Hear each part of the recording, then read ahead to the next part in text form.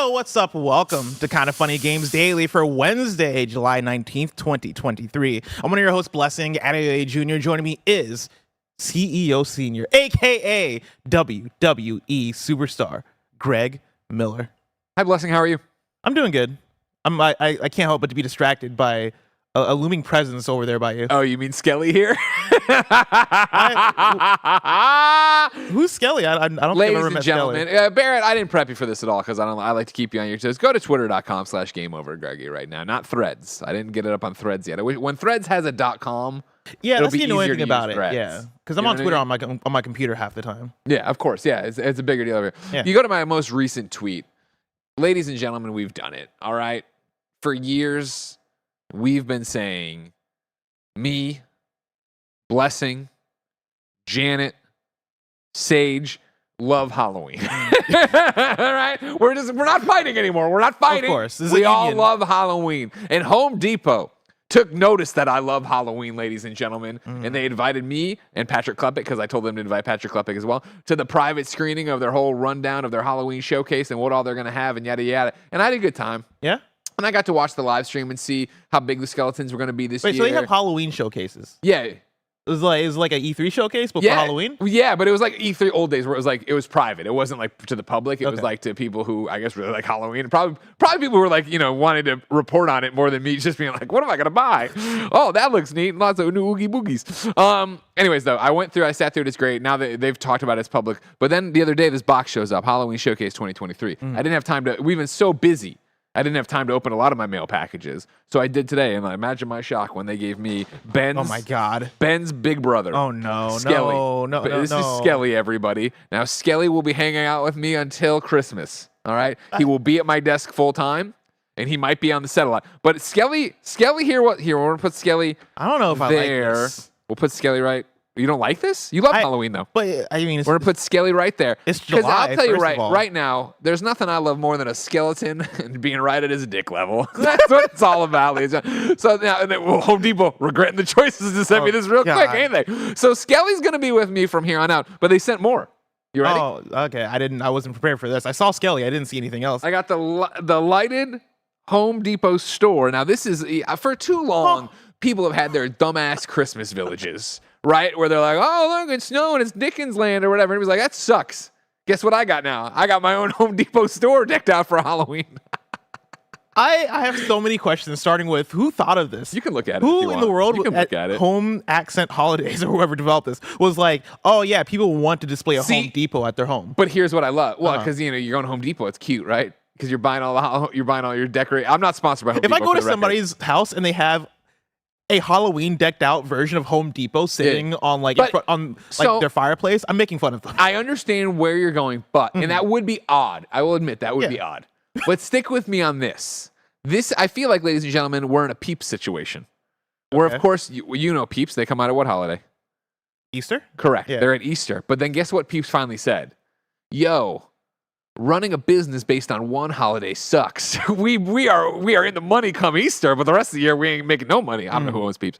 So they started putting out Halloween Peeps and Christmas Peeps, and now Peeps are everywhere, right? Mm-hmm. These people here are clearly the people who make the little Christmas villages you put under your tree, right? And so I think what they're saying is we're taking on Halloween as well. I don't think it's just the Home Depot store. I would imagine they also have the haunted house and the pumpkins and the things. So you put that around your mantle or whatever. Now, if it was just the Home Depot one, that would be odd. But when you have a village there, as soon as you get like two houses, like, well, they got to have somewhere to go. Okay. Hopefully you get a grocery store. Then now they need bill stuff. They need a Home Depot store. So where do you plan on putting this? No, probably my desk. Well, I know my desk got too much stuff on it. Probably Nick's desk to annoy him. Okay. You know what I mean? That's fair. But then the other one, Oh, you got more? a Home Depot branded pumpkin scoop. Are you kidding me? Oh, That's a good one okay. right Actually, there. no, that's a fire. good one when I we're like doing that. when we're doing the Halloween streams. We got to hollow out the pumpkins. I'm stoked about that. That's really good. Thank you, so, Home Depot. Is it not early for all this? They were July 19th.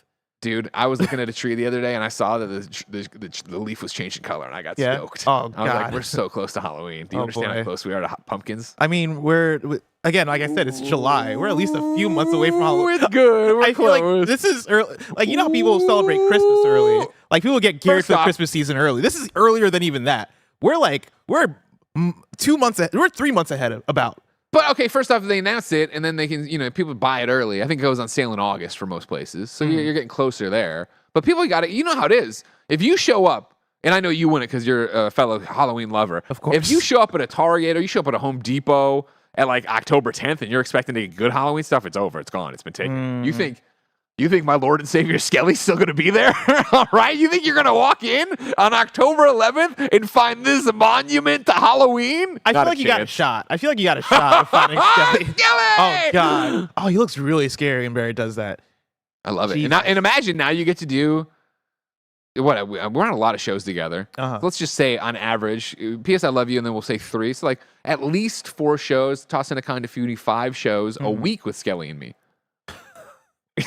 Isn't that exciting? Doesn't that? You're like, man, I'm really glad I work here. This is my job now. Now you will have to. You are his direct report. Okay. I've always wanted somebody under me. All right. Yeah. I'm down for this. Yeah. And until December, huh? Skelly comes from a red state. Like we're going. Right, so oh, like, no. Oh no. Now, I can see it in his eyes. Now, if that wasn't good enough about the mail call, I had another package. Oh, we got more? It's a book you helped write. Oh, yeah. Okay, no, this is Video Game of the Year by Jordan Miner. Jordan Miner wrote a book called Video Game of the Year. Everybody, you probably know Jordan from around the internet, man. You were just shaking that at every camera you can, right? Like, which one is the one? His official About the Offer says Jordan Miner is an entertainment and technology journalist. For years, he was senior editor at Geek.com, and he's currently the editor on the apps and gaming team at PC Mag. He has put together Video Game of the Year, and its official description reads, breaking down the 40-year history of the world's most popular art form, one video game at a time. You are one of the people writing little things in here, writing little essays in here. Yeah, so this was really cool. A while ago, Jordan Miner reached out to me via email and was like, hey, I'm working on this book called Video Game of the Year, where they go through every year. Well, they go through the years of video games, starting with like Pong, right? And they work their way forward. And basically, through a series of entertaining, informative, and opinionated critical essays, author and tech journalist Jordan Miner investigates in chronological order the innovative, genre-bending, and earth-shattering games from 1977 through 2022. Yeah, and so he reached out to me via email and was like, hey, I'm working on this book. I'm having a bunch of people do guest blurbs for it. What game would you want to do? And first of all, would you be willing to do it? And also, what game would you want to do? What year would you want to represent? And so I went ahead and I participated. And the thing I like about this book is, he goes through every year, starting with 1977 all the way up until 2022, and he picks a game of the year for that year and writes a whole thing on it. But what I like about it is that the games of the year that he's picking, it's not just what is the best game of the year, right? It is usually some kind of twist on it, where 2016, he picks Pokemon Go, and it is the phenomenon of the year, right? In 2008, he picks Uncharted 2, and he says the Sony blockbuster of the year. So he's picking games that represent that year, but represent those years in a very special way. I was very surprised. I don't want to ruin the whole book, right? But I was surprised when I got to 2013 and I was expecting Last of Us, or I was expecting GTA 5. And he writes about Depression Quest, right? And then talks about it as the Firestorm game of the year, talking about like what it did for indie games and stuff like that. And so it has very cool, very special angles on each of these games that he's talking about as being the quote unquote game of the year. But then he has people like me, people like there's Jess Joe, who I'm friends with. I'm sure there's plenty of people. I believe Khalif Adams, including New York Times bestselling author Jason Schreier, Max Scoville, IGN, Rebecca Valentine, IGN, Blessing Adeoye Jr. That's me. Blessing super fun games list. Oh, well, they gave the correct. They gave it the Kind of Funny. I'm just screwing around. Okay. But yeah, no, plenty of people have probably written for this book, and I had to recommend it. I was reading through it a bit yesterday, and I was very enthralled. It's really interesting. Jordan did a great job. Congratulations, Jordan. Yeah, congrats, Jordan. Thank you so much for letting me be a part of this. We'll put it up here too.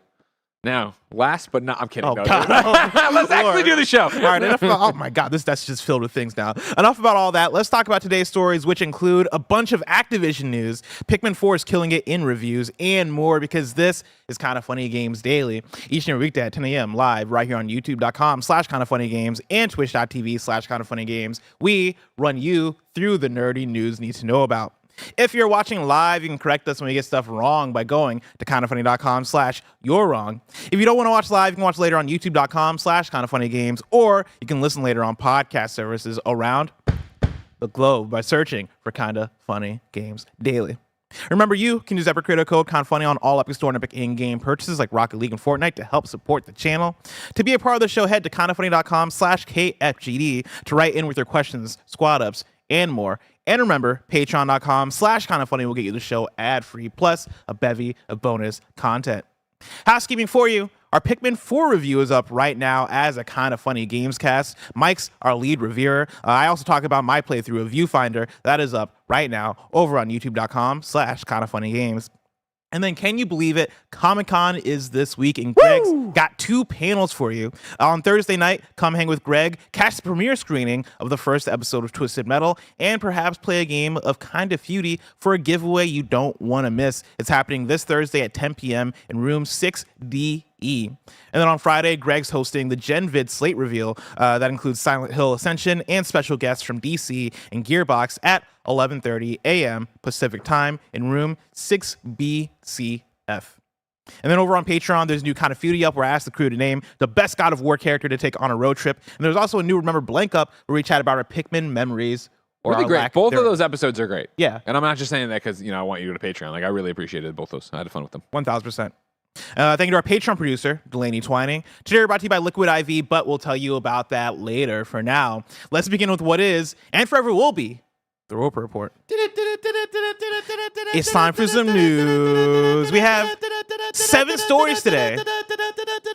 A baker's dozen. Starting with our number 1. Microsoft and Activision Blizzard extend their merger agreement to October. This is Tom Warren at The Verge. And before I even get into it, Greg, are you excited for more months of this? More months of us talking about mergers. And I can't wait.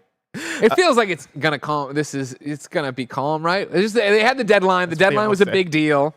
But they're like, we're done. It's over. It's done, right? It's done. PlayStation not agreed. the CMA has anything to say about it. God damn. Let's get into it. Again, this is Tom Warren at The Verge. Microsoft and Activision Blizzard have agreed to extend their merger agreement pending the outcome of negotiations with UK regulators.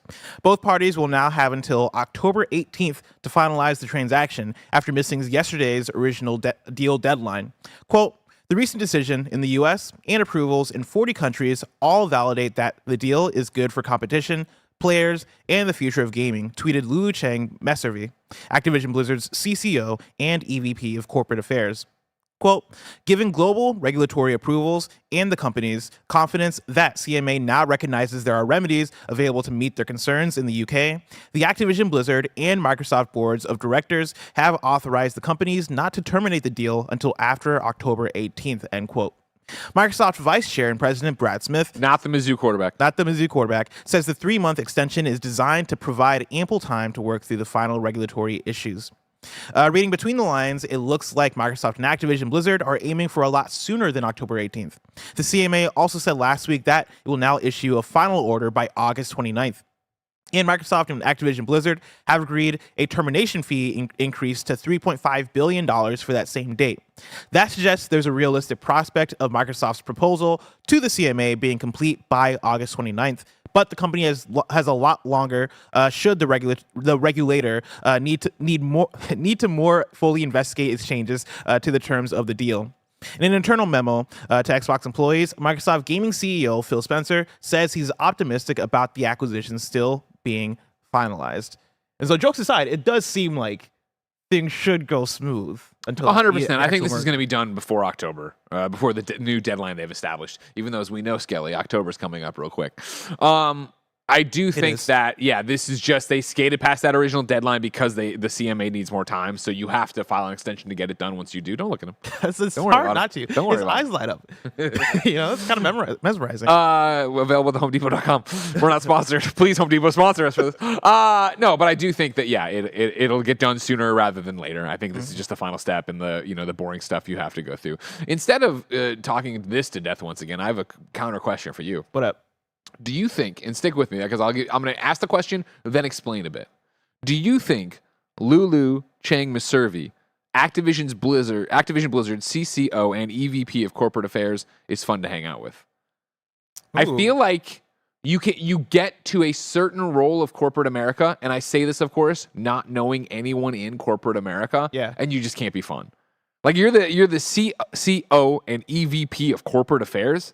Like, I feel like that's the kind of job you come home from And you don't get into that job because you love video games. You get into that job because you're good at business and you're good at handling what this is type of Lulu thing. doing on the weekends? You know what I mean? Like, obviously spending time probably with their family. Mm-hmm. Like, are they out? Are they sailors? Are they sailboating kind of people? You know what I mean? Are they just enjoying wine, not getting drunk, but enjoying wine? I was gonna say, what does the upper class do? What does Exactly, it do we for don't fun? know. As the serfs, we don't know what's going on above it. But I feel like a Phil Spencer, a Jackie T, these people have ascended to the top of the corporate structure where they're fun. Oh, like, yeah. I'm gonna have a good time with Phil Spencer. We're gonna go play games. We're gonna hang out. Jackie T, we're gonna get some martinis and get in a limo, and God knows what's gonna happen. Oh, yeah. You know what I mean? Well, like, Lulu feels like an adult in the room. That's the thing is Lulu, like Phil Spencer can exist the way Phil Spencer does because he has Lulu.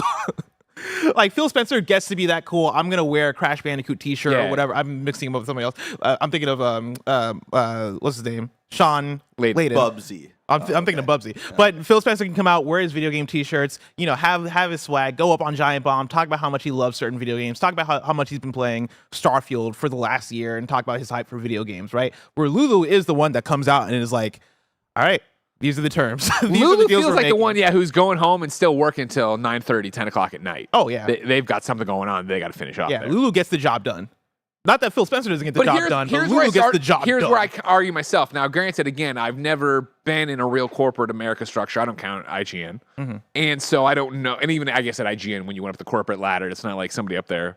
Well, I guess if you went into the, before I shoot myself in the foot and say something too offensively, I'll just stop. Anyways, in this corporate world of Activision Blizzard and the CCO and EVP of corporate affairs, I start thinking of like Jerry from Succession. Yeah. But I guess Jerry always seemed like she would be fun to hang out with. So I don't know. I feel like that's a TV show. Exactly. It's fictionalized. Yeah. But I do love a good martini, and she was always drinking martinis. Do you think Lulu's kicking back into martinis? Martinis, yeah. Martinis is the upper class is drinking martinis. Yeah, like fancy people are drinking martinis. I love how much we're just fantasizing about what Lulu's up to. Hey, man, do you want to talk one more fucking time about a deal that's going to happen that continues to waste everybody's time and efforts? What do you think? The fucking Activision is turning on backwards compatible servers right now. They're getting ready for this, man. You think Call of Duty is going to be on Game Pass? What do you think is going to happen? Yeah, in the future of Call of Duty? I see what you mean. I see what you mean. Not the current Call of Duty. God damn it, Skelly. Someone get me Lulu on the phone. Well, Greg, let's continue talking about what Activision Blizzard's up to. Story number 2, Overwatch 2 There's engagement. more? There's more. It's our first 3 stories. Overwatch 2 engagement and player investment is declining, Activision Blizzard admits. This is Taylor Lyles at IGN. Overwatch 2's engagement and player investment is declining, the game's publisher Activision Blizzard admits. In its Q2 2023 earnings report, Activision Blizzard revealed its free-to-play shooter has declined sequentially this quarter. However, it thinks the game's next major update, Overwatch 2 Invasion, which releases next month, should help circumvent the issue. Quote, while engagement and player investment in Overwatch 2 declined sequentially in the quarter, the Overwatch team is looking forward to the August 10th release of Overwatch 2 Invasion, the publisher wrote in its earnings report. This will be the largest seasonal update yet, planned to include new PvE story missions, a new game mode, and a new hero progression system, as well as an additional hero, end quote. Overwatch 2 Invasion will introduce the next batch of story missions and is part of the 6th season of the team-based shooter. Now, like I said, the first 3 stories have to do with Activision Blizzard and a lot of financial stuff because I believe they just did an earnings report. And so you got a lot of numbers to talk about here. One of the things that I didn't get to include in the story, just because I didn't want to add too much bloat, was the fact that they're also having the conversation with the Overwatch League and figuring out what the future of that looks like. Activision Blizzard is approaching teams individually and going, hey, are you going to renew your contract? This is how much money you're going to make if you don't renew your contract. I believe it's about $6 million each. But it looks like there's a big chance that the Overwatch League might stop going forward. Wow. Depending on how that pans out. So Overwatch 2 is in a very interesting place. Greg. Precarious position, I would say. Precarious position. What does the story do for you? It continues to paint a bleak picture for Overwatch 2. Overwatch we have talked about on a couple different shows, but not, I guess, in a centralized fashion about it off a story like this, right? Where Overwatch 1 was such a moment. where it was so many people were playing that, enjoying it. I always bring up when we were living with Lucy, she had a standing date on Saturday with all her UK friends where they would all play Overwatch. Like they were that into it. You talk, even you, right? The hundreds of hours you sunk into Overwatch. And I was playing, early pandemic, I was playing with Lucy and Tamora all the time. Doing Overwatch on PlayStation. And it was like one of those things that I remember being on the outside of that not being my kind of game, right? I see what's wrong? What's wrong with Skelly? Skeleton. I just can't stop looking at Skelly. If you can't love me with Skelly, you can't love me without Skelly. It's like you get into serious talk, and I just look over. Like it's the fact that he's in my peripherals. Yeah. I can't escape him from my peripherals. I'm just gonna hold my hand up like this. That's fine. Do you want me to put him down? I'll put him down. I'll keep him. Okay, good. I can handle. Let me tell you, whenever you want to, do I have some updates on Lulu for you?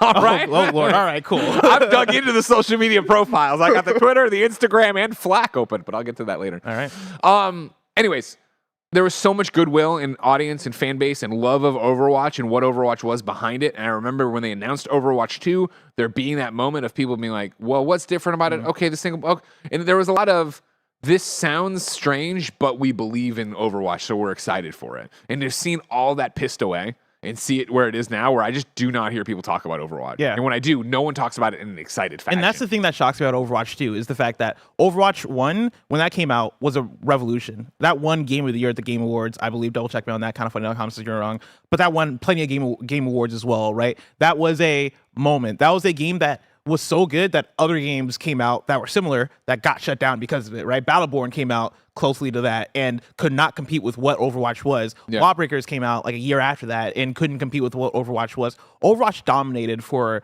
a while there, especially when you're talking about a competitive shooter that was fresh, that had something different to offer, that got people in from the character design aspect and how engaging it was, just from characters and personality, let alone how good the gameplay was.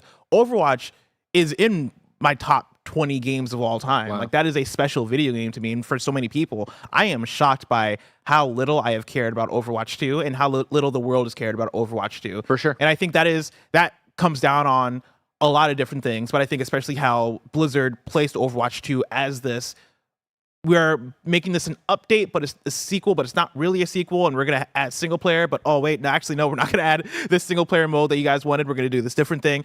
The message of Overwatch 2 has been so muddied and messed up, and the hype that I think they could have caught by actually doing a big revamp and actually making something that feels like a sequel as opposed to just another incremental update, I think that opportunity was lost in a way where now Overwatch 2 just feels like an update, right? It feels like I was calling it this at launch, and I think it rings true even more so. It feels like Overwatch 2.0, and like if you're somebody who's not coming into Overwatch for like the incremental updates, I don't know why you would come in for Overwatch 2. Like is 5v5 multiplayer versus 66 multiplayer that big of a jump to where you're gonna jump back in for another 100 hours? Like is adding a couple more heroes, is adding a couple more like a new mode and like a couple more maps enough to bring people in that got tired of playing Overwatch over the course of 5-6 years? I don't think so. I think you needed something bigger than that, and they did not deliver. And now we're seeing it reflect in the engagement. And I'm hoping that they're able to turn it around. Overwatch Invasion, this next but I was gonna say, I was gonna make a question for you. Does they're pointing to this and hoping that does it, right? Like, do you think it will?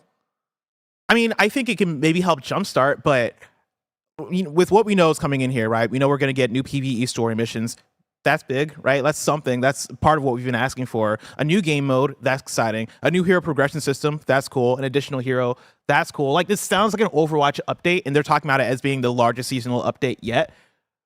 It's got to bring the stuff. And I'm like, honestly, even if it brings the stuff, I don't think it's going to turn things around. I think that's the start of the ship turning. But you're going to need to follow up on that as well. But if it's seasonal, it usually means it's going away, right? So it's not going to be there to be the thing to I as not being an Overwatch player, I don't know what they could do to Overwatch 2 to make people come back to it.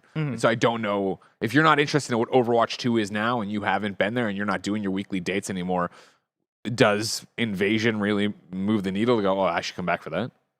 I mean, probably not. Again, I think it has to be the start of adding in way more, right? And like the way I read seasonal is more so like every season, I think you're going to get a big update. But I think all the stuff here is staying, right? At least the additional heroes for sure are going to stay. The game mode and the progression system is going to stay. The PvE story missions, I'm a bit more fuzzy on. But again, those have to be more than what we've gotten in the past for Overwatch. Because Overwatch has had fun co-op PvE stuff like horde mode stuff where it is, oh, here's Junkertown's like Halloween mission, or here's like a season a limited time mission that is you taking out NPCs or your friends. It has to be more than that. Like I get over those modes pretty quickly. Sure. I want something substantial, and I'm hoping they're able to deliver that with these PvE stuff, because them announcing that they're not doing the other single player content or PvE content that they announced, again, feels like they keep dropping the ball on this, but I don't know. I want to say I have hope, but I don't have that much hope. That's the thing, is I feel like they shot themselves so much in the foot by promising single player than taking it away. And I feel like that's such a hard thing to overcome. So even here where you're talking about it, it's going to include the new PvE story missions. Like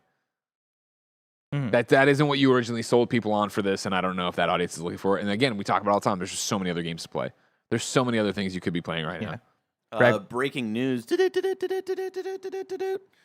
Some Blizzard games are coming to Steam, starting with Overwatch 2 on August 10th. Oh, very interesting. Very relevant. Cool. Very interesting. Very relevant. Yeah. I mean, this is interesting. I think it's cool for people that, I know the PC space for a while has been a bit like, I don't know if divided is the right word, right? But the idea of having all these different launchers to launch all these different games is annoying. You know, that was the big thing when Epic Game Store came through and people were like, I got to download another thing. And what do they do, though? They downloaded it anyway. They rolled over and showed their belly, just like I told you would, you PC cowards. But yeah, I think having games available for more launchers is a good thing. You know, especially if you're somebody who has their whole friends list. What are you doing, Skelly, right now? Skelly wants some coffee. Skelly's tires. Skelly's tie. Having all this PC gaming talk's putting him to sleep. You know what I mean? It's what killed him in the first place. But yeah, having more games available on Steam so you can play with your friends list, more convenient for more people. Of course. So cool. And it's crossplay. Yeah.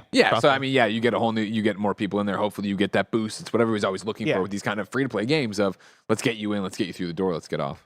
Greg, you say there's too many other games to play. One of those games is Call of Duty. Story number 3: Call of Duty is bringing billions for Activision, but player numbers are down. This is Wesley Yinpool at IGN.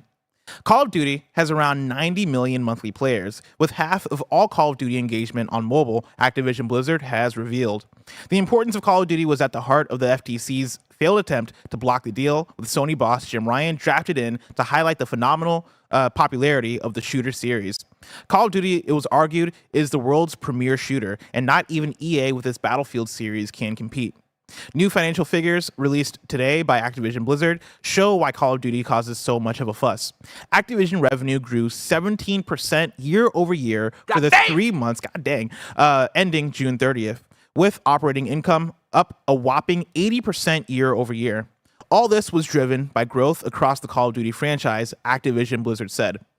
Premium Call of Duty sales, most of these will be for last year's Call of Duty Modern Warfare 2, grew sharply year over year. Second quarter in-game net bookings, that's DLC and microtransactions, were higher than both the first quarter and the year ago period, with Season 3 being the highest grossing Modern Warfare 2 in-game season to date, driven by a strong community response to gameplay enhancements and the new Black Cell Battle Pass offering, Activision Blizzard said. Activision Blizzard overall generated $1.5 billion from DLC and microtransactions during the quarter, up 30% year on year. This figure will have been boosted by the massive early June launch of Diablo 4, which includes an in-game cosmetics shop, but Call of Duty microtransactions will have made up the bulk of the total. Call of Duty Mobile engagement and net bookings, meanwhile, were described as stable year over year. Lifetime worldwide consumer spending on Call of Duty Mobile since its October 2019 launch passed $3 billion in the second quarter, Activision said. Despite the success of Call of Duty, Activision's own monthly active users figure for the quarter was down year on year by 2 million to 92 million. Activision MAUs, that's monthly active users, have fallen dramatically following the launch of Modern Warfare 2 and Warzone 2.0, which fueled a 111 million MAU total for the 3 months to December 31st, 2022. A lot of numbers, Greg. A lot of numbers explaining once again why this fight has been so fierce for this, right? Yeah. I mean, granted, there's a whole argument about mobile and yada, yada, yada from the PlayStation side, but in general, Call of Duty and Activision Blizzard is a cash cow. And so to take that on and get that revenue and have these streams, and the worry to own them and have them as a monopoly is a big deal. And so it should be investigated, should be chased, it should be talked about. And I mean, you mentioned the mobile thing, right? that's half of Call of Duty's engagement. Yeah. And so again, that continues to make sense. That continues to ring true when you read into these numbers. And yeah, like Call of Duty, does it surprise you how long Call of Duty has been such a force in that 100%. it's not? I don't want to say it's not buckled, because I think there are a few points there where, you know, it was mid 2010s. I mean, I would stop and say just. I don't think it's buckled. You don't think so? I remember at IGN, and I remember as soon as, you know, really Call of Duty took off with what, Modern Warfare, the original, right? Or Call of Duty 4. I'm not a big Call of Duty Call guy, of Duty, you know. Modern Warfare. Yeah, with the nuke and you dying. That was always the one there, right? I remember every year when it would be the new number, the biggest entertainment launch, this, that, the other, we'd always have this conversation on GameScoop or just in the office of like, this will eventually end. When will the next one not perform as much? When will it da.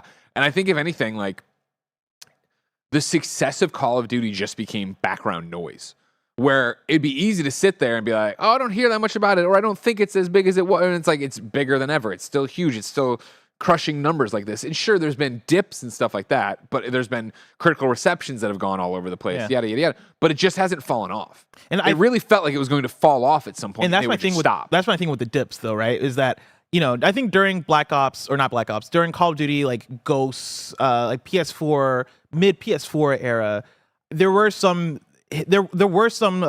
entries where it's like, all right, like this is making money, right? It's still one of the best selling games of the year, if not the best selling game of the year. But this entry might not have sold as much as this last entry. Whereas now, Call of Duty has, weirdly enough, been revitalized in a way where now you have Call of Duty Mobile that's making so much money. Now you also have Call of Duty Warzone, which is another pillar on top of base Call of Duty, which are all now making tons and tons and tons of money.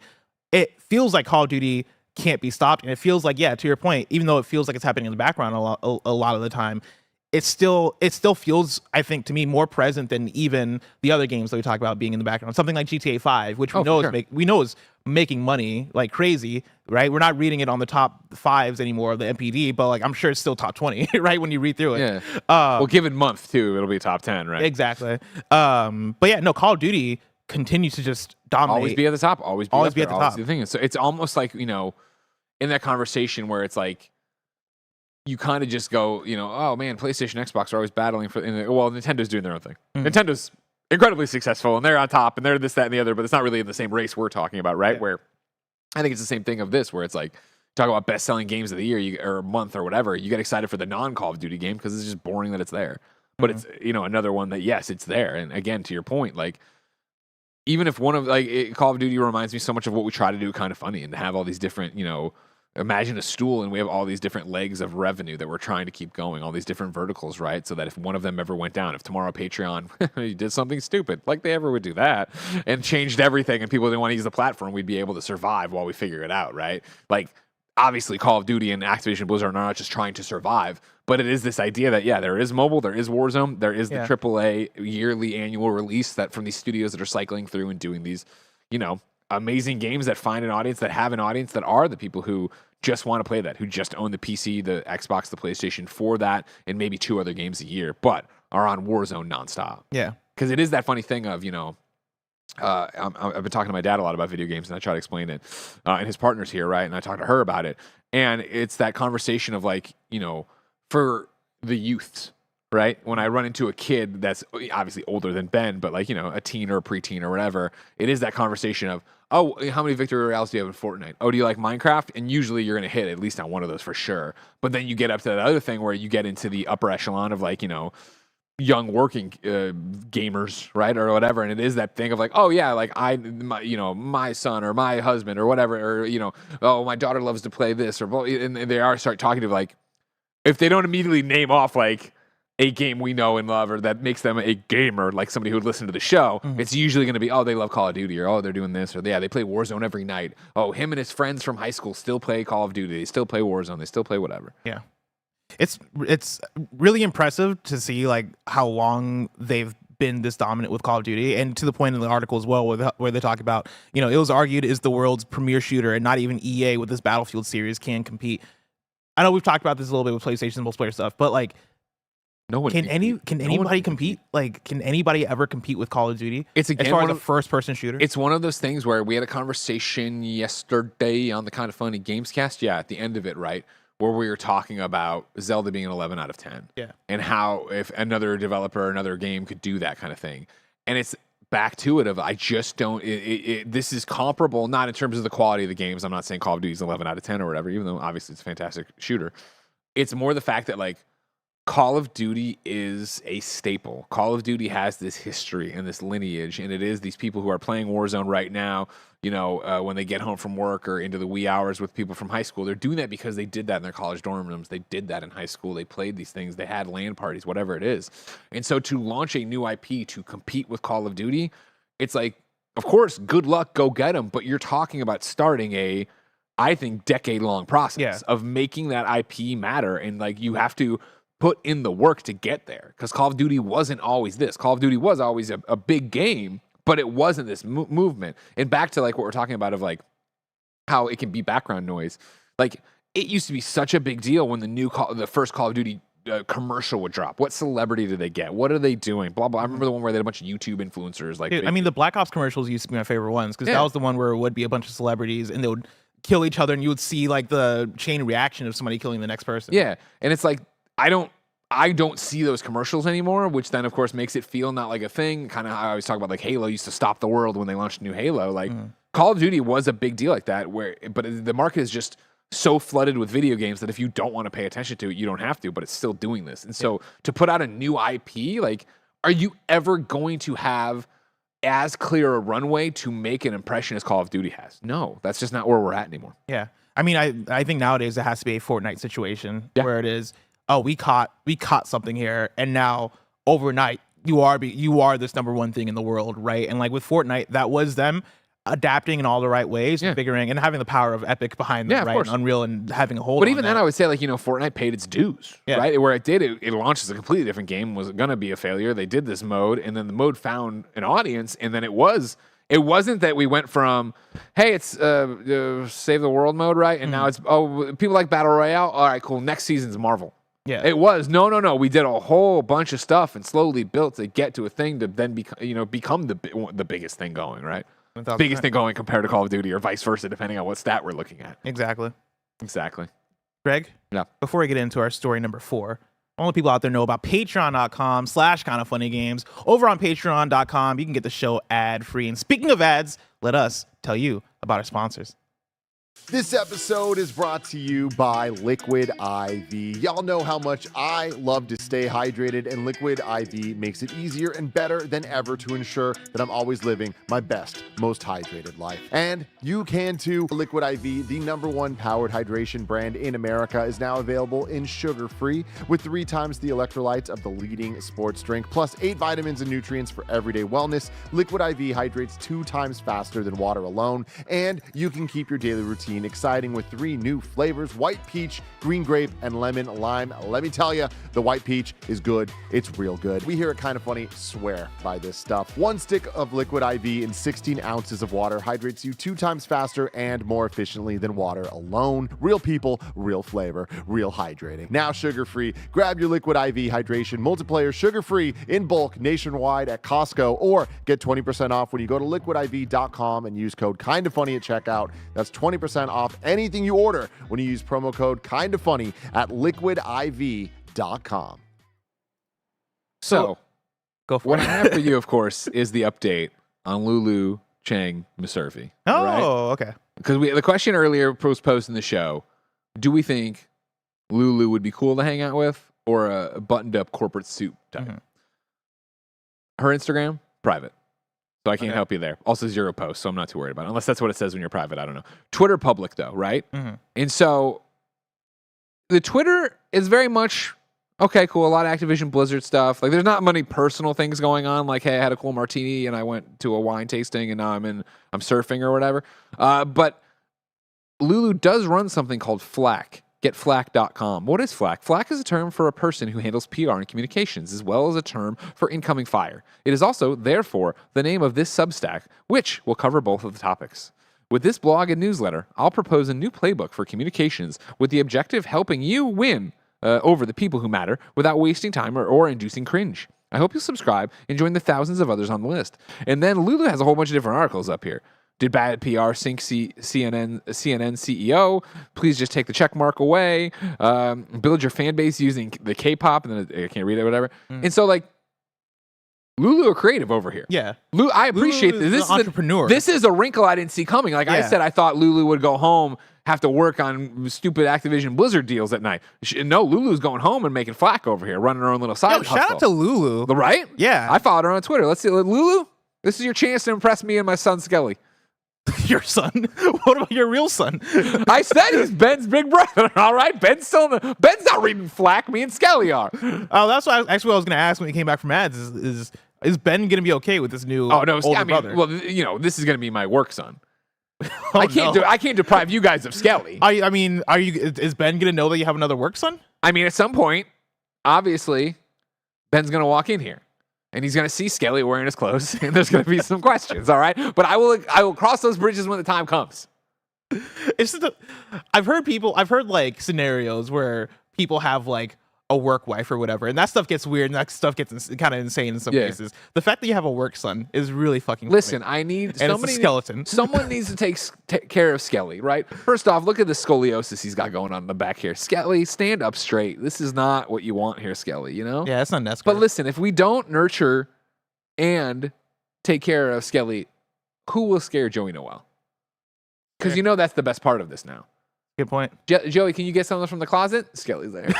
With his glowing eyes. Hey, Joey, you're going home late tonight? Skelly's underneath the car. You know what I mean? Underneath the car. I'm underneath there too, so I can push Skelly out. That doesn't seem safe at all. What could go wrong? I mean, a few things, yeah. Get your head bashed. Story number 4. Pikmin 4 reviews are up right now. We got a review roundup for you. Like I said earlier, Kinda Funny Gamescast is up, and it's our Pikmin 4 review with Snowbike Mike. He does a as great the job. Lead reviewer. He does an excellent job for somebody who is new to the Pikmin franchise, and he gives the excellent perspective of somebody who is coming in fresh. Pikmin 4 is his first Pikmin, and he has a lot to say about it. In fact, he gave it a 4 out of 5. Just like... Actually, no. None of my reviews are given a 4 out of 5. I thought I had a perfect transition. I thought I didn't.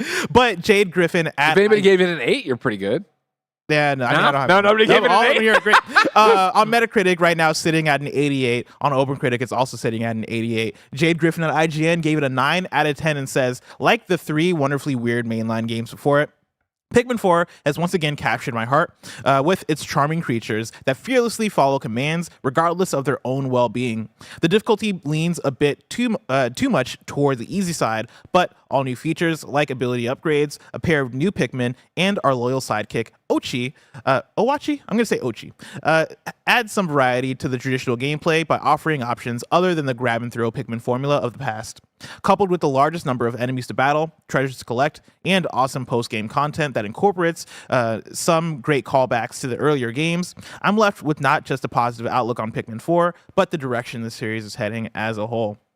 Cal Hilliard at Game Informer gave it a 9 out of 10 and says Pikmin may never rise to the top of the Nintendo heap, and it's probably unfair to expect it ever could, but the latest Pikmin is the best effort yet. And then Sam Loveridge at Games Radar gave it 4.5 out of 5 stars and says Pikmin 4 isn't just another Pikmin game. Nintendo has taken the formula and twisted it by adding new challenges, ways to play, and a whole new character. It's cute and packs a great RTS punch, despite multiple ways to make it more approachable overall. Greg, an 88 on Metacritic and OpenCritic. Way higher than I would have even assumed. Dang good, yeah. Really good. Who had this in the league? Ooh, that's a really good question, actually. I'm not sure. Kindafunny.com. That sounds like a Janet joint. League 2020. I'm going to guess Janet. So, these reviews, stellar. Mike's review, stellar. Mhm. You and I, not Pikmin players. Did this motivate you to play Pikmin 4? Mike has it in his thing. Insider trading. That's fucked up. No wonder he gave it a 4 out of 5. He's like, if I The can... score goes to the open critic. Yeah, but he could influence hearts and minds. You know how he does it. Exactly.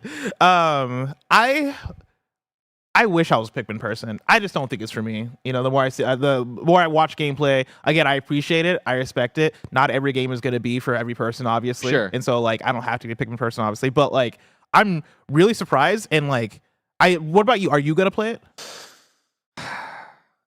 Everything I hear about it and see about it in Mike's description of it makes me go, oh man, this does sound interesting. This does sound something I'd like to tinker with on my Switch. The problem is, I don't feel like I'm going to tinker with anything on my Switch until I beat Zelda, and I don't see me doing that anytime soon. Because this is the trap I'm in, right? We've talked about this in the show as well, but like going to Comic-Con tomorrow.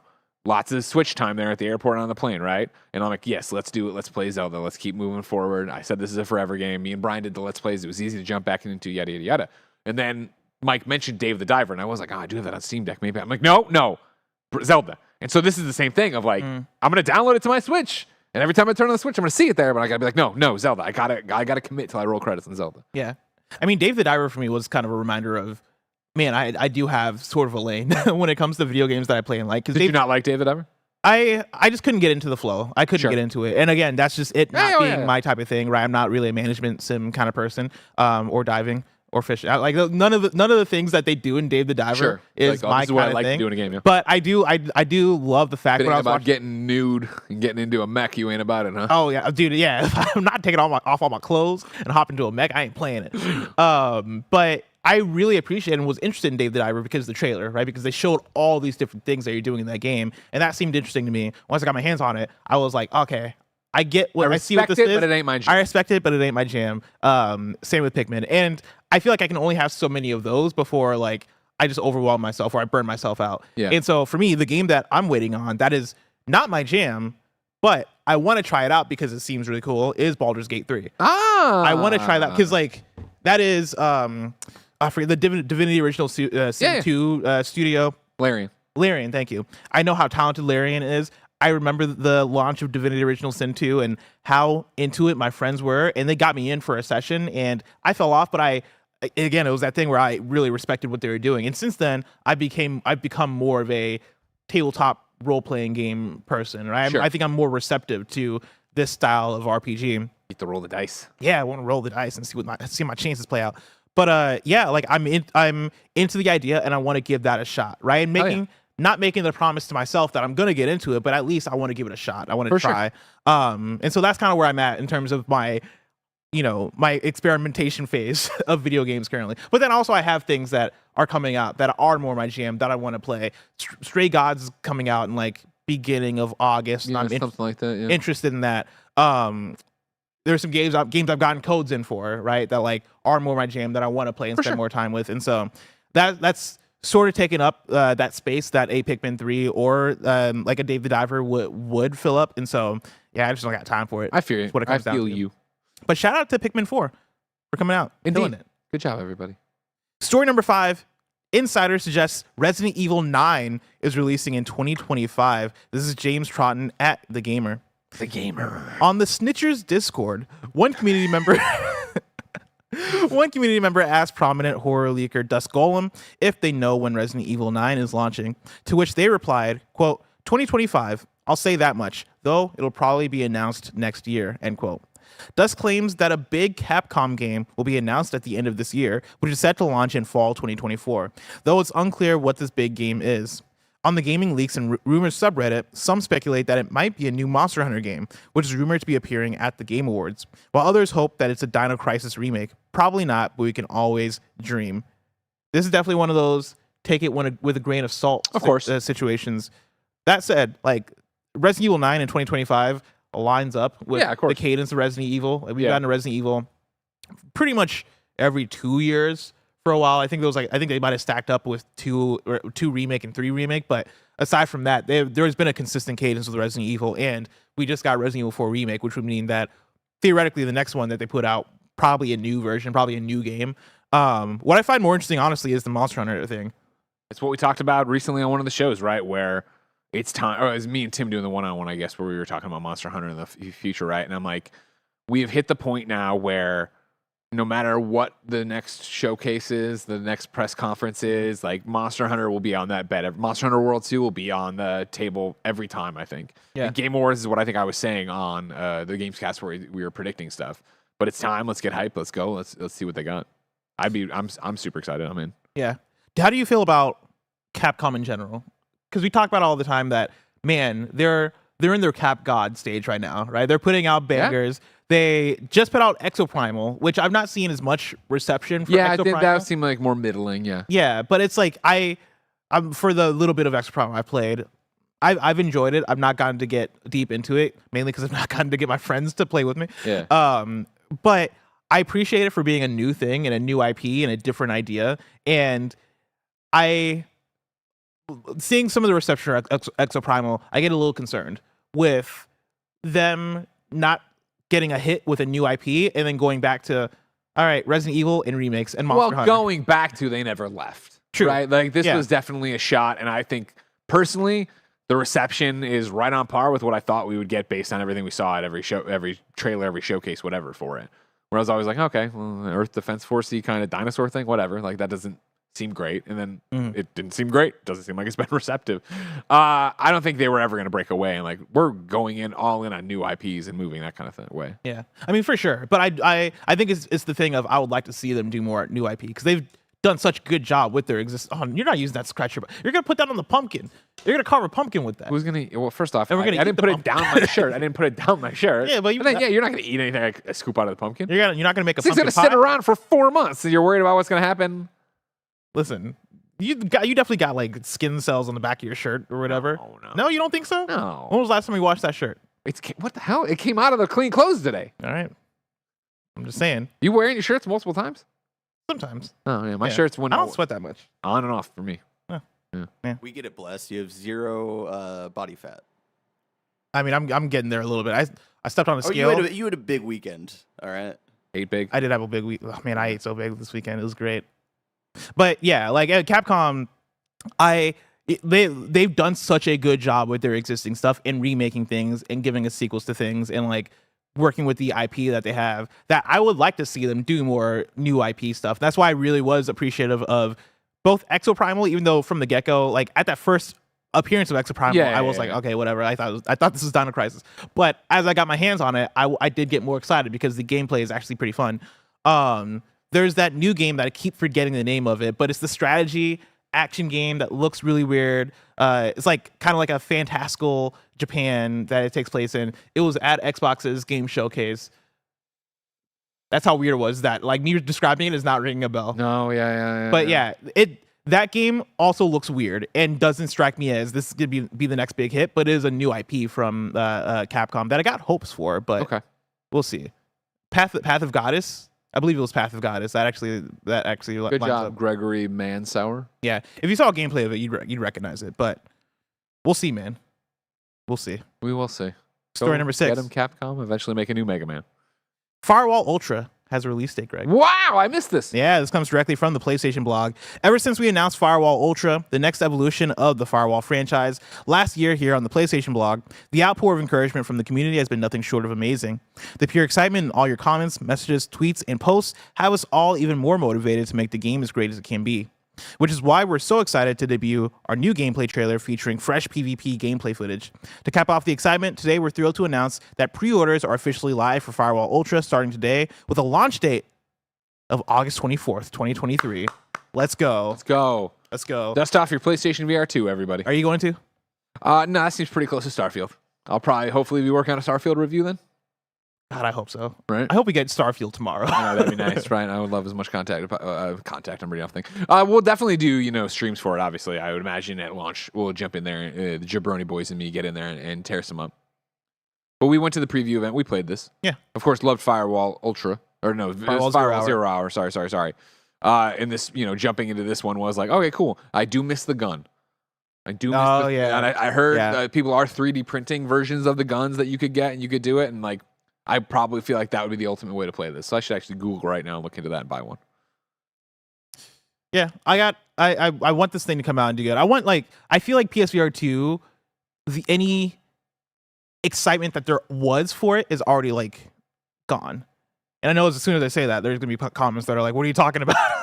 I'm playing Synapse right now." Yeah. But PSVR 2 is the biggest thing ever. yeah, but the fact that you have this first party thing, like PlayStation Studios thing, I should say, coming out for it, and you put out a date, and it's just a random Wednesday, and I had to seek this out. I almost missed this also, Greg.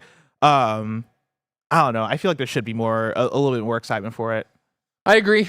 I think maybe it's because we are on the negative side of it. We're not excited about PlayStation VR 2. I've started Synapse, played it for a couple hours or an hour, I forget what it was, and I got a little motion sick, and I was like, cool, put it down.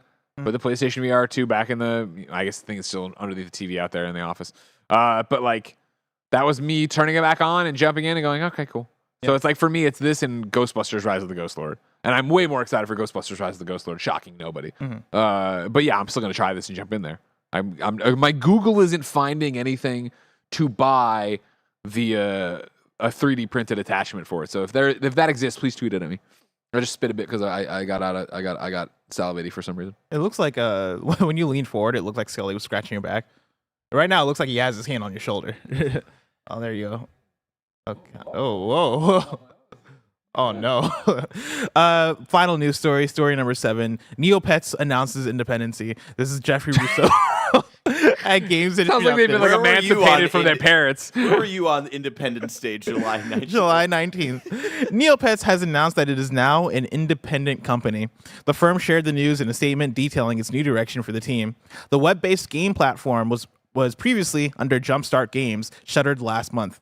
Neopets also said that while it operated at a loss for more than a decade, in 2023 it raised $4 million from investors. It said the investment will go towards reviving the brand. Quote, "We are thrilled to be working together as one unified team, guided by principles of transparent communication and community-centric product development," said the company. "We want to create games that the Neopets community will love, and that means listening closely to what users have to say." End quote. Additionally, the announcement said that there are no plans to use NFTs or cryptocurrency technology in the world of Neopets mobile game. Greg, were you ever the right age for Neopets? No.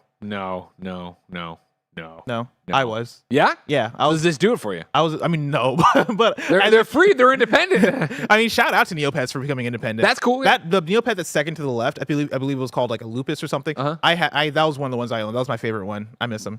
I don't even I'm so out of Neopets. I don't even know. Was it a toy?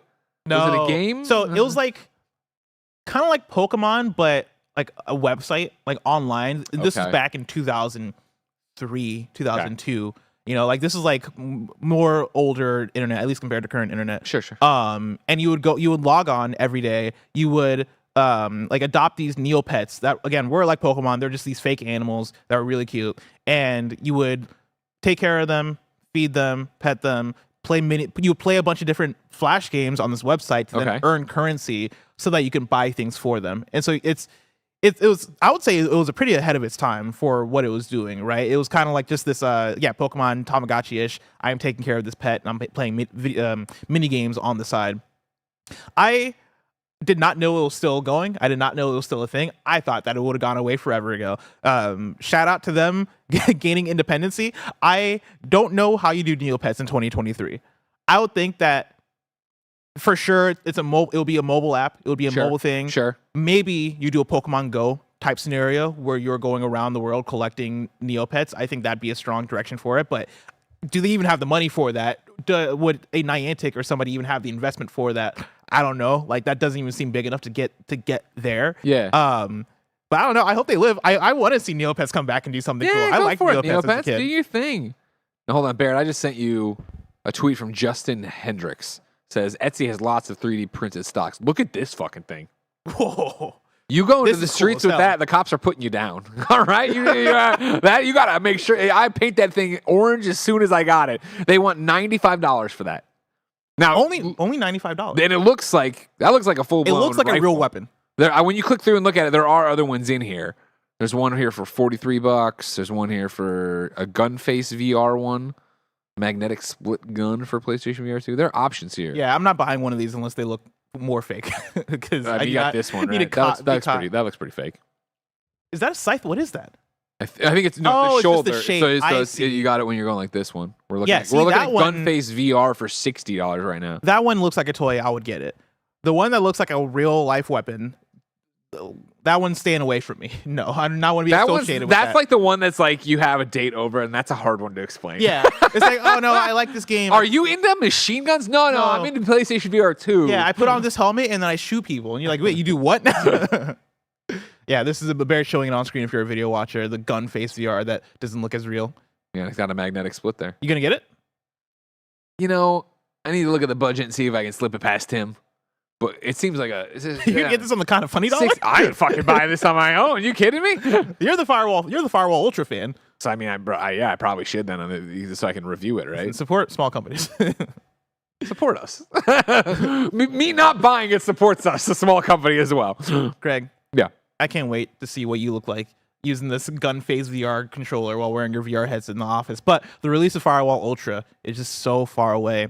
If I wanted to know what's coming out to mom and grop shops today, where would I look? The official list of upcoming software across each and every platform as listed by the Kinda Funny Games Daily Show hosts each and every weekday.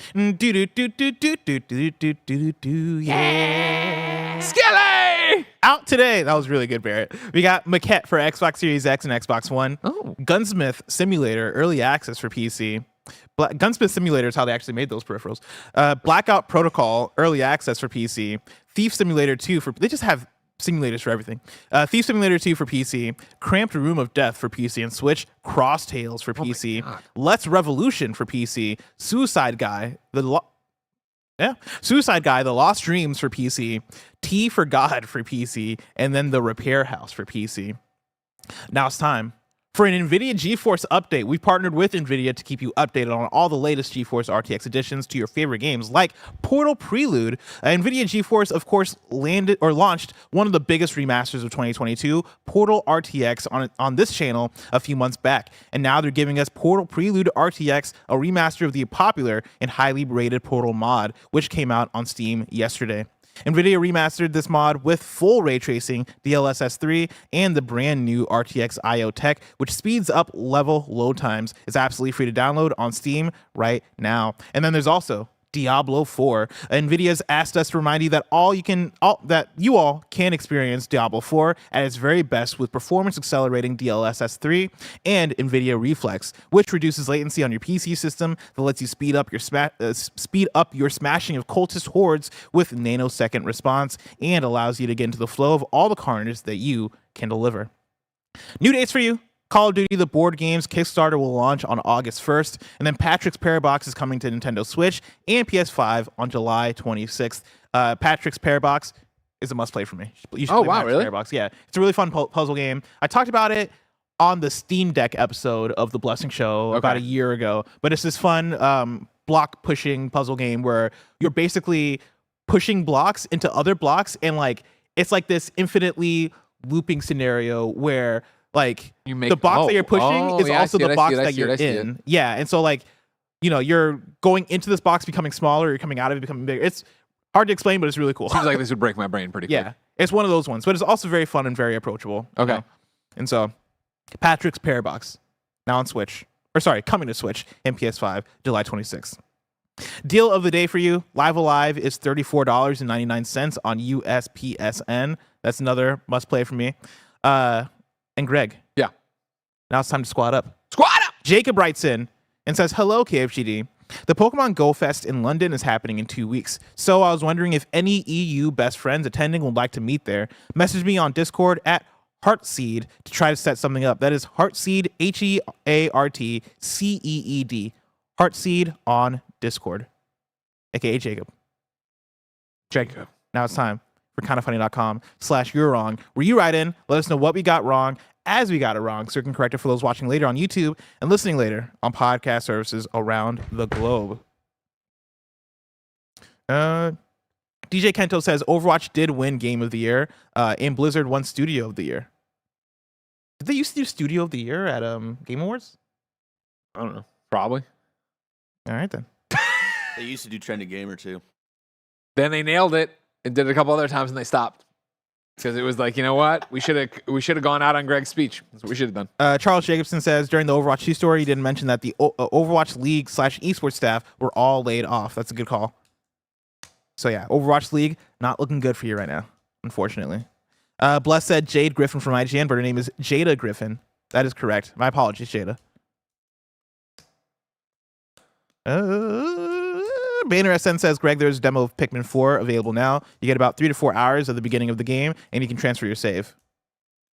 He'll get to it after Zelda. What? At what point did I say, man, my problem is I don't know if I want to play it or if it's a time issue? Bander. Greg, this is Pikmin demo. I do not accept that you're wrong. This is Pikmin 4 demo. That's editorializing that I did not need Bander. Right now. Apologize to Skelly. And that's it. Oh, actually, let's see. Yeah, that's it for kindafunny.com/you're wrong. There's also a fun, there's some Witcher 3 updates for Switch that Radic is writing it about. So go read up on that. It's one of those ones where it's like, oh, we're late in the show and it's too long. But appreciate y'all for your wrong. Tomorrow's hosts for Kinda Funny Games Daily. Vader SN says it wasn't your wrong. Then why the fuck did you write into your wrong about it? Greg, do you know that there's a Pikmin 4 demo that you can play right now on Nintendo Switch? Your progress carries over. Oh, he's taking Skelly away. Bye, Skelly. Wow, that's what you did to him. That's what you did today, chat. Skelly gets taken away. He just leaves with Bad his work chat. son. Bad chat. Bad. What's he doing? Oh, he's making Skelly sit. Oh, he's just positioning over there. Cool. Tomorrow's hosts for Kinda Funny Games Daily are going to be me and Tim. If you're watching live, after the KFGD post show, the crew is playing some of that Portal Prelude RTX. Nick is playing, Andy's showing off the NVIDIA tech, and Mike is bringing the hype. It's going to be fun. Remember, this has been Kinda Funny Games Daily. Oh, he's really gone. He's not coming back. Each and every weekday live right here on youtube.com/kindafunnygames and twitch.tv/kindafunnygames. We run you through the nerdy news you need to know about. Until next time, Game Daily.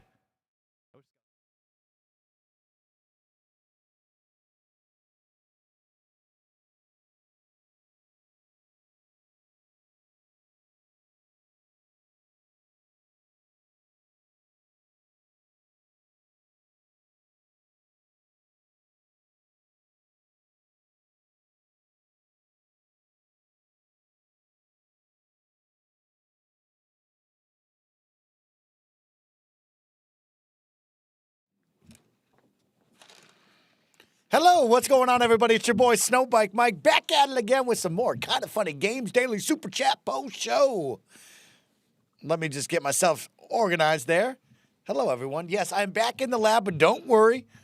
We'll be back tomorrow on the big set. We're having some fun because we got a new little fun post show for all of you. Of course, we're segueing into the stream in just a little bit, but we're still doing the fun post show with all of you where you can get involved with your questions, comments, and concerns. We can dive a little bit deeper into one of today's news stories, or we can bring up some different topics of conversations. Like Nick, today your boy was at the shop. Yeah. Okay, I saw the boys at the shop. I got a fresh cut. I see the cut that you got going. Let right me now. tell you what, Insane, Nick. bro. Can we talk about the feeling when you just give the perfect dap? When the daps are just smacking just right. Have you ever had that? I have had that. I have had that, Mike. Okay. You know And, what I mean? Yeah. Tell me about it. And I miss it because, as you know, the last time I went to get my hair cut, Yeah. things didn't go so well. I got the worst haircut of my life. You are. Do you want taking the to right see my shot, boys? Take No, the next spot. I'm Tim, come playful. here really quick. Yeah. Move that LaCroix out of your hand. Give me a fresh dap. See, you hear it, Nick? Do you hear the fresh daps? Come here. Give me one of these. is? It's- Is that not what a dap is? I hate everything about it. Give me a new one. Tim, give Is that a dap? See, that's the dap that right a there. dap? That's the dap. It's when it smacks just right. Daps can be anything. You know what I mean? They can't be anything. That's a dap, ladies and gentlemen. That could be anything. Man. You just have to believe it. Andy, give me a dap. bad, Andy, you're lucky. You know what I mean? My eye is Sauron has not been on you all week, and I missed you. I want you to know that. I missed you. All right, let's get back and focused right now. Welcoming everybody to your Kinda Funny Games Daily post-show super chat. Oh, it's It's like- your boy Snowbike Mike taking over, having some fun with the gang. Of course, it looks like Blessing is joining me. Tim is somewhere in here. Are you doing something? Okay. It could be multiple. What is happening? I'm taking Andy's place, but Okay. Andy's setting something up. So where should I sit?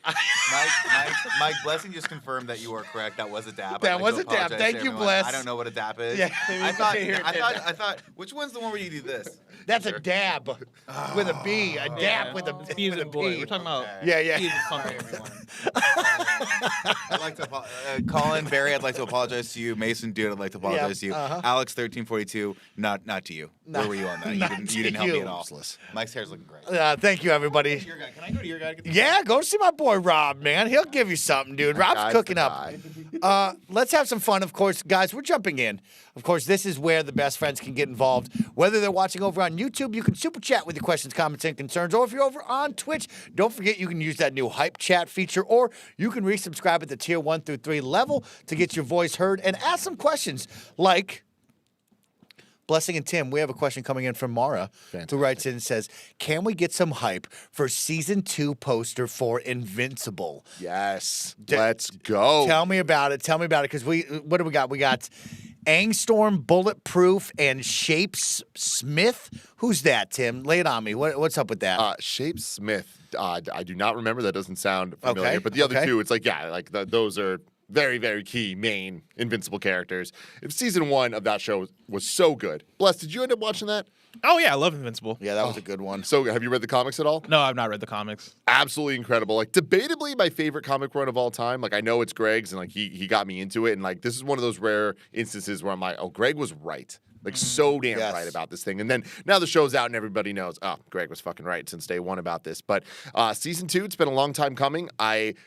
Even having said that, I'm surprised it's coming this soon. Like, I feel like it's years out, but it's getting this poster and they're saying it's coming soon. I'm like, oh, we might be getting it this year. So I'm very, very excited about it. Oh, and we're gonna get some more Seth Rogen. Remember, like, we didn't get Seth Rogen to the very end. Right. So I'm excited for that, man. I'm a Seth Rogen jabroni, dude. That's What's my his guy. name? What's his name? Alan. Alan the Alien. Alan the Alien with one eyeball. I like that. Jay writes in and says, all the boys are looking sharp today. Tim, Blessing, you both look very good in your bomber jackets today. Thank Tim, you. I see you're wearing the burnt orange. It is the burnt orange. Jacket is what we're going to call that. That's Texas horns up orange. And Blessing, I like the red maroon on you, big dog. Thank you, I appreciate it. This is probably my first bomber jacket that I owned when I was moving over to SF. So I've had this one for a while. In fact, Okay. the zipper's broken, but I don't wear it as much anymore. And so when I do wear it, it feels like a special occasion. So I appreciate it, Mike. You also look good today. Thank you, homie. Can we talk about the bomber jacket fashion really quick? Since you two and Andy is here to talk bomber jackets, Blessing brings up the zipper being broken. Do we always go unzipped on the bomber jacket, or do we zip? Right? Like, what is the move here? I'm a purely unzip boy. Unzip always. Unzip away. Okay. Blessing, where do you fall on that? Do we zip this or no? I'm also unzipped. I mean, sometimes I do cave. I can be more of a function over fashion person. If it's cold, I'm zipping up. You know, and I get cold so easy, and so that might happen. And that's probably how the zipper broke over time. But on my regular mode, I'm going unzipped. Unzipped. Okay. And then also, Tim, I know you noticed, Blessing has a zipper on his arm sleeve. Unzipped or zipped on that? I can't see. Andy's setting things up, so I actually can't see you Well, guys. you can so I just imagine in your mind, how though. could you guys look? Sorry, he's unzipped on his arm sleeve. No. It's actually half unzipped, and I think it's a really that's an cool act. look. I always go half. For reals. See? Is that a choice? That's a choice. I always That's go a half. choice. Swear to God. Yeah. No way. You not see it? Other side. No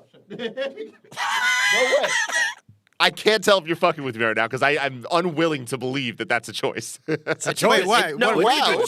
choice. It's a good choice. That's a What choice. are you doing, Tim? You're not going half zipped? No, full zip. A lot of people No, I saying don't even zipped have- on the sleeves all time. Zipped on the sleeve all No, time. I like Bless being different. I like Blessed with the half unzip. I think the half unzipped is kind of cool. Yeah. No, I always go half unzipped. I guess I never thought too deeply about it. That might be a weird You thing. always go half unzips? Yeah. Never go always half unzips, you know? Yeah. Oh, yeah, I'm 100%. It's inappropriate some places. I'm 100%, 50% zipped. I still don't believe you. I'm gonna fucking look at you every time you wear a bomber jacket. Anytime I'm wearing a bomber jacket, no, definitely. Like, look at Wow. me. I I'm good. purposely, All right. if I pick out a bomber jacket from my closet and I see it's fully zipped, I literally, I take that zipper halfway. I mean, dude, Before I I put love it that on. for you. I love weird, quirky things. Like, Yeah. but there's something about me Doing that I something. need you to know. He's Oh, yeah. doing something. It's a style decision. Let's jump in. CJ writes in and says, do you think the acquisition drama increases Call of Duty sales? Tim Geddes, do you think that all of this news, the drama, will increase sales? Maybe has given it a boost for older titles that are currently having their servers kind of messed with and really electrified? It's a complicated question because boosting sales in terms of actual units sold or money made from things, a lot of questions to be answered there that I think have different answers. But I think that at the end of the day, less Call of Duty copies will be sold once this acquisition happens because the majority of people, I mean, you either buy it on PS5. I think Game Pass on Xbox is going to be take a pretty heavy bite into the sales of the Xbox side. Not entirely, though. People are still buying games on Xbox even when they're on Game Pass. Correct. So I don't think it's going to boost sales just because of Game Pass. But I also think that an insane amount of money is about to be made no matter what way you cut it. Blessing, let's put a staple on that. Do you think then, after this acquisition goes through, let's say next year, do you not see a foreseeable future where Call of Duty is the #1 best-selling game of the year? Do you think this is the trend that will change it forever now? No, I think Call of Duty will continue to be the best-selling game of the year. Wow. Yeah, Call of Duty it just sells so much, dude, and I don't think the Xbox slice of the pie will be big enough to take it down enough to where something else is going to overtake it. I imagine it'll probably be on Game Pass PC as well, but even still, I don't think that it'll be enough. I think enough people will buy Call of Duty on PC and Xbox, but even more so on PlayStation, that it'll get up there, let alone now Xbox is coming to Switch. And I know that's going to be a whole bag of worms to see how that actually pans out and how that game runs and is it going to be cloud and all that stuff, but that's going to be more sales for Call of Duty right there. And yeah, no, I think you're going to continue to see it. And at the very least, if sales dip a bit for Call of Duty, I think revenue is going up regardless. I think revenue is where things are going to be at when you're talking about post-launch content and the amount of people that are going to have access to that post-launch content because they're getting Call of Duty off of Game Pass on both Xbox and on PC, right? That opens more people up to spending more money down the road on that game. And I even think you have the ripple effect. I know this is a bit even deeper in there, but I think you might even have the ripple effect of people having more of that disposable income to spend on Call of Duty because they got it on Game Pass. And so Call of Duty at the end of this is going to end up making more money, I would say. Whether it's the best-selling unit-wise of the year, I'm going to say yeah, but I wouldn't be surprised to see the numbers come down just a little bit, but I don't think that stops it from being #1. Yeah, I agree. I think that it's still going to hit that #1. I mean, it's just so, as far as I remember and any data I've ever seen, like it's so far and away the #1 that I think that it'd have to drop dramatically to lose that. I want to say the last time a game beat Call of Duty for like best-selling game of the year must have been Red Dead 2. Mm-hmm. And the fact that I would have thought that Elden Ring last year might have done it for how fast that game was selling, or even this year something like Harry Potter or Zelda overtaking, or even Pokemon last year. But I don't think any of those overtook Call of Duty. And so, yeah, no, we're talking about a juggernaut. Yep. Yeah, I'm excited to see that. And I think, we talked about it yesterday on the Gamescast very briefly at the end, but Tom Warren did put out a tweet in chat. You can keep me honest. I believe that those old Call of Duty titles have seen a massive rise in purchases right now, Tim, over on the Xbox side, where they're like in the top 10 Xbox games purchases of the week right now because people are flocking to jump back onto the old school servers and play those old school games. So it will be exciting to see. And as someone who loves to buy a lot of microtransactions, Call of Duty has done a good job with their microtransactions of keeping that store fresh and continually updated where they are coming at you for your wallet. And I think with Game Pass, more people coming in, it's going to be a question of how do you keep those microtransactions going well? So, of course, at the same time, you still earn all that revenue that you've lost off the sales. And I think they do a good job. They do a good job of keeping it fresh and making me want to buy stuff. Yeah, I'm so unbelievably interested in us finally seeing the investments that Microsoft's have made the last couple of years pay off, where them being able to turn the service back on and give some support there because they've already been putting so much investment into the backwards compatibility. This is like just such an exciting time we talk about game preservation, and I feel like something that we've been talking about a lot is not even just preserving the games themselves, but preserving the experiences that make those games special. So like being able to go back to old online experiences of being able to play games with your friends, classic games with your friends, and trying to reignite that spark and fire of what like made Modern Warfare 2 special, I think is like really cool and a pretty unique opportunity that Xbox has because of how many different services it have that kind of work together in its ecosystem to allow it to happen in a way that like we've seen before. Kind of people do like anniversary editions or something and try to have the servers back, and like it's fun for a weekend. I think that because Xbox has so much investment in the different properties, the cloud and the Game Pass and the backwards compatibility and all of it, and they work together, there's a higher likelihood that this can maintain itself. I still think we're going to see the spike and then it starts, the lobbies aren't going to be full forever. But maybe if they keep peppering things in and keep pushing that, like, and it's on them, they can come up with new features to allow that to be exciting. I would love, like, down the road for there to be a rotating, hey, this is the Call of Duty that has the servers on this week, right? Oh, this week, that'd be so like, cool. This week is Yeah. Black Ops 1. The next week, we're turning Black Ops 1 off. Now we're turning Black Ops 2 on, right? Like a rolling Call of Duty like server stage for classic games so that you can keep an audience there and have people Brilliant go in and idea. play classic Call of Duty. That would be the dream. I think that'd be incredible. That's a fun idea, Blessing. What if they started to do a Call of Duty similar to the Halo Master Chief Collection, where we have everything under one title, and that's where you go, right? And you click on, hey, put me in any random team deathmatch. You could be put into one of the 7 different Call of Duty titles they have. That would be pretty lit, too. Yeah, So that would be. I mean, that dude. Like now that you mention it, that would be maybe the dream game. That would maybe be a a game of all time if they're able to make a Call of Duty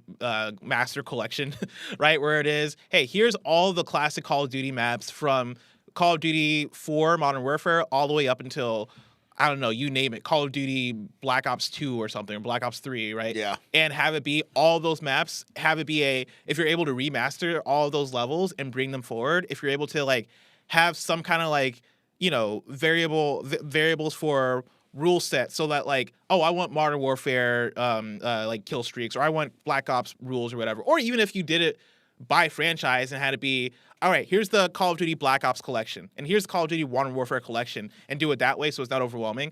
There's something there that I think would sell well and be incredible as long as it launches better than Master Chief Collection did. As long as it avoids all those problems. But even still, like, I think it'd be a fantastic idea. Oh, exciting stuff. And we'll see. I am surprised, of course. Today was the deadline, technically last night, so we did not hit that deadline. We are still awaiting news from what I saw this morning of like where we're at, where we will be going. I'm sure all eyes are on that, and looking forward to seeing where we go with this acquisition. But let's keep it going. October, they said, right? Yeah. Is that what it said? Yeah. Is that the newest news? Well, October. October 18th, I believe, is the newest deadline. Okay. But like the deal is probably going to be done way before then. Like the article, was it The Verge? One of the articles I read was talking about August.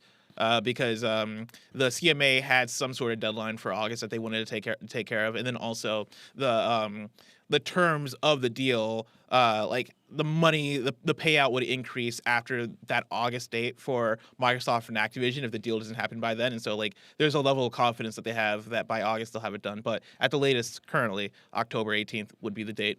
Really quick before we great. move on, Mike, your hair's looking real good today. Thanks, I'll homie. let We were you talking know. about that. Bear, give me a dap. We were Give me a talking dap. about that. I'm glad you brought up my hair. Andy, give me a dap. No. Dap me up, Andy. Dap me up, man.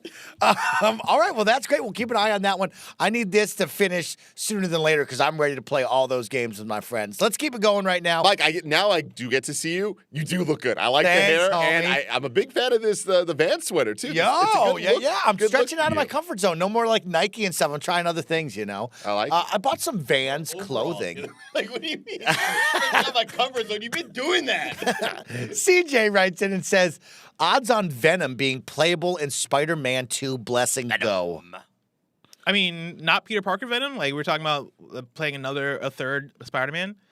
I would say not, right? I think Venom is Peter Parker. Like that is you playing as Venom. That's the way I see it, at least. And so I don't think you're gonna play as another third Spider-Man or Spider-Person, I should say, in this game. Tim, what do you think? Yeah, third person Venom, not Peter Parker Venom. What do you think about that? So what's interesting, and I might be getting this totally wrong here. So what's interesting here is like the Venom versus just black suit Spidey. Yes. Right? So Bless saying that Peter Parker is going to be Venom. I don't know. Has that ever happened? I mean, that's my theory. After seeing that last trailer, my theory is that Venom ultimately overtakes Peter Parker, and that you're gonna have to play as Miles Morales and defeat Peter Parker as Venom. That's just my personal working theory. That's interesting, and like as far as I could tell, and I could be totally off on this, or just having a major blank on something. Like, Yeah. I don't know that they've done that before. And in like they comics or shows or anything. I feel like they talked about like they want this story to be different than anything done before. So like I could see that direction. We talked about it on PS I Love You, where like naturally for it to turn into Venom, it's got to leave Peter eventually, because like then it turns into the like addicted like, oh, I need like Spider-Man. But yeah, what if the turn here is that like Venom actually gets Spider-Man back and it overtakes Peter? Pretty cool. Hey, I'm down for that. Yeah, I'm interested in that. A third spider person, right, would be a lot. We already have Miles and Pete. So, like, are we really adding in a third jabroni to be flying around the streets in? That would be a lot. But, hey, I like Venom a lot, so I'm all about it. Let's keep it going with Ballers Only. Blessing, you're my resident music DJ. This is for you. Anyone listening to that new Lil Uzi album? Oh yeah, I've listened to it quite a few times. I like it a lot. When I first did my first few listen throughs, I loved it. I'm surprised by how quickly I moved on from it, though. I think part of that might be how inconsistent it is in sound. It goes from like that Lil Uzi auto-tune heavy, like trap style hip hop into more metal, and it ends with a baby metal feature that is just hard metal that is like unlike anything you thought you would have heard from Lil Uzi, and it leans into that sound quite a bit. Like he even has a cover of Chop Suey on there. That's pretty wild. The whole overall project is really interesting, and I like a lot of parts of it. I think my main thing is the cohesion of it is a bit off, and it's hard to like be in the mood to listen through that album because it's all over the place. And then also I feel like with the parts of it that do lean into the metal and like the different genres, it's less Uzi carrying it, and it's more so the features carrying it. Ooh, donuts. Okay. Tiny, cute. Now, They're tiny. Tim, as someone who only knows I'm Lil gonna take one Uzi after for "All My Friends Are Dead," "Push Me to the Edge," "All My Friends Are Dead," would you recommend any other Lil Uzi songs? for No, him, Tim? I'm not an Uzi. Oh, guy. I guess Not I guess myself. he's got the "I Just Want to Rock" song. Yeah, I just want to rock. That's from the new album.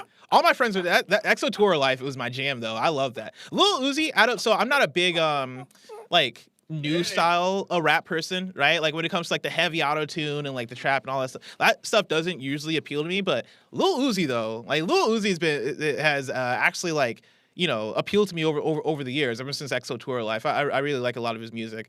But yeah, like I think the album's cool, and if you're looking for a new album, it's definitely one worth to listen. The thing I like most about him is like I feel like the majority of times I see him, he's just it's treated like a big reveal of him walking out, and it's like, oh man, it's Uzi, and he just kind of walks and he just stands there. Oh yeah, he has such a weird like awkward presence. Yeah, and it's like there's something about it that really works, and like not anyone can pull that off, but that motherfucker pulls it off. Oh yeah. Really quick, as we get into the final few minutes here of the post show for Kinda Funny Games Daily, I'm kicking on the second live stream for the YouTube kids. So if you want to start filtering in there over on youtube.com/kindafunnygames, we would welcome you. One artist who I've gotten into recently, real heavy, is JPEG Mafia. I don't know if y'all fuck with JPEG Mafia, but his stuff is fantastic. He produces all his own music. He has like this weird like alternative hip hop sound that's very noisy and has a lot going on, but I think musically and sonically it works and is very appealing. He had an album come out earlier in the year with Danny Brown called "Scaring the Hose," and it's really good, really really good. But now I've gone back and listened to some of his older stuff as well, and he has this song called I think it's called like "Free the Fall" or something, "Free the Frail," and oh my gosh, this song is from like 2018 or something, but it's already becoming one of my most listened to songs of the year. I can't get enough of it. I'm telling you what, I can't wait for that new Drake album because they be saying they want that old Drake, and he said he's going to give me the old Drake blessing. I hope he I'm does. all about it. You I know hope what he I mean? does, man. Woo! Don't test him. God's plan. God's plan, everybody. God's plan. Let's keep it going. Did you see the top 50? So they released the top 50. Yeah, you were saying that. How many Drake songs are on there? There's got to be a lot. So in the top 50 most streamed hip hop songs on Spotify, there's quite a bit of Drake. God's Plan, I think, is top 3. Oh, it should be. Yeah. Good song. It should be. It should be. This man loves God's Plan. God's plan. Only like guess how many Kendrick songs there are. 3, because he's got Put That Baby in a Spyro. Everybody loved that one. Spin That Baby. Yeah, the classic Kendrick. Spin That Baby. Spin That Baby. I mean, that whole Mad City album is pretty good, though, right? So it's like maybe 3. There's only one Kendrick song. Okay. Man. Yeah. That puts things into perspective. Yeah, there's like But how many Drake? I would have to count. Drake's on top of the There's a 300 bunch guy. of Drake. There's a bunch of XXXTentacion is all over this list. There's a bit of Travis Scott. I think there's like a couple J. Cole songs on here as well. So shout out to that. Oh, that's awesome. That's surprising. Yeah. Oh, J. Cole's got that new beat right now? All My Life. Whew, that shit goes hard. Oh, Les. from Lil Durk? Yeah, no, that song is fire. man. I love Tim, that you song. listened to that yet? No, not yet. Yo, you better bump that in your Prius. I'll tell you what, Hell that yeah, shit's dude. crazy. Your Prius. But yeah, then there's a lot of Post Malone and a lot of features. We got to get back on track. Hey, oh, Posty's on there. Oh, Posty's Posty's on my here. guy. Andy, you know Posty? You know Posty? I'm sure the audio listeners love that wheeze. Oh my God. I hate him so We much. gotta hustle. We gotta hustle through this. We're going fast track now. DJ Kento says, y'all asking the wrong questions. What's really important is what's up with Mike's new kids on the block haircut? I'm feeling good. Thank you, DJ Kento. That's great. Oscar N writes in and says, should I get a PS5 now or hold out for the potential new and better model in the possible future? I don't want to upgrade immediately after buying one, bless. Oof. I mean, depends on like what you're looking for in a newer model. Because I think the next PS5 you get is just gonna be slimmer, right? I think it'll be more of like a what's the word, leaner model, A more compact. yeah, more compact PS5. And so like, I would say just buy one now. I don't think you're gonna get a more powerful PS5 until a couple years from now. Yeah, I honestly think that there's no wrong decision there. There is a new one coming. I think that whatever you get now, you're not gonna. You might be like a little like, oh man, I wish I waited, but I don't think it's gonna be like, fuck, I messed up, should have waited. Yeah. Really? Is it like that, Tim? Yeah, Because I mean, see, I feel like if I buy one, I'm gonna feel like, fuck, I messed up. I didn't wait. Like, how long are we really talking? How many people were like, "Oh, I messed up" when they bought a regular PS2 and then like the PS2 Slim came out? You know, like how many people That's were a like, good call. "Oh man, That's a good call, but I Yeah, missed but out." the PS2 Slim is legendary though. Like I don't. I like Legendary. the get it, but the next PS5 is gonna be smaller. It's not gonna be that small. The PS2 Slim is like a miracle of engineering. credit card. Yeah, that shit is thin, dude. I do think though that we're getting a Pro. I just don't know when. Yeah, that's like happening, but the I don't question know if is it's worth it waiting. more than 12 months? That's what I would need to know if I was going to make this purchase. For a Pro, I'm gonna say yes. I think a Pro would be at least fall 2024. Okay. I think this fall, maybe possibly a skinnier PS5, but I think that's the furthest thing we get this fall. Okay. If it's more than 12 months, then I would consider buying one. If it's less than 12, then I might hold. You know, that's tough right there. Let's keep it going right now. Kev, we can hear you by the way. Jumping in, shout out to Kev Dog over in the big studio working hard right now. Tristan B says, how often do I wear my jacket to get my dollar's worth? It's a great question. You got to get that money's worth. You got to wear that jacket at least 3 times a week like Roger. Okay, Anthony. He's not here. I can do that. They are right. It says, did you guys see that new Kith X-Men shoe collab? Did y'all see this? Yeah, pretty damn cool, Those man. the Storm sneakers are nasty. Yeah, I mean, you know, I'm a Nike boy, but there was somebody made some custom Jordan 1s, but like the ones with the strap, and they look like Cyclops. The strap was like the visor, and I'm like, dude, and the swoosh was like a red swoosh, hot as fuck. Fire. And also the Kith collab, the X-Men stuff with the MVC2 arcade 1-up cabinet, beautiful. Ooh, Tim, I want one of those arcade 1-up cabinets so bad. All I want is that NFL Blitz one.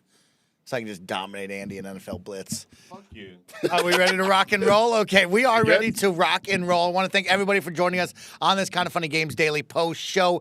We are halfway through the work week, halfway through the school week, and we're having some fun. We will be back tomorrow with more Kinda Funny Games Daily, but we are not done right now. We have a fun, awesome game stream brought to you by NVIDIA to show off some awesome, cool stuff and some great tech with Andy and myself and Nick coming at you right now. So if you're watching on YouTube, make sure to go click that link. Come join us over there. If you're watching live on Twitch, you don't got to go anywhere. Stay in your seat and get ready for some fun.